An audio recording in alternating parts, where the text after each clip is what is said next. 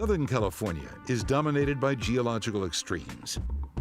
Every year, millions of visitors travel Highway 395 to witness its natural wonders. Hiker Jeff Bradshaw is on his way to Mount Whitney with a group of friends. We had booked to hike Mount Whitney, and that's no easy task just because you have to book 6 months in advance, and you're very lucky if you get a day pass. A torrential downpour strikes the other side of the mountain.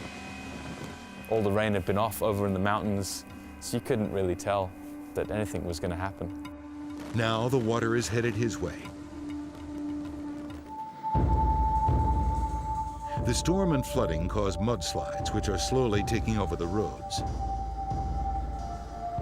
Bradshaw and his friends are shocked by the damage. Then they notice that not all vehicles are out of harm's way.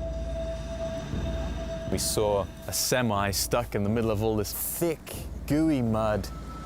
Luckily, the driver has abandoned the vehicle, leaving it in the hands of Mother Nature.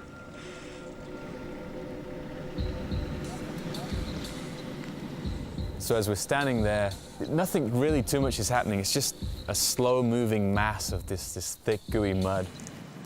Then you can kind of hear a rumbling in the distance, and you see up the mountainside just this wave crest and kind of fall and then subside, and then it just comes crashing down. Bradshaw watches as waves of mud pour down the mountainside, threatening to swallow the truck. And you could see the semi start to move a little bit, and then the wave would dissipate, and then a new wave would come. The one that took it out was a particularly big wave that came down and washed through, and you could just hear the semi groan. Right behind you. The final wave of crushing sludge is too much for the truck. I heard this groaning, crunching sound, and you could see the semi just getting collapsed on top of itself until it just squashed, kind of like you would squash a soda can.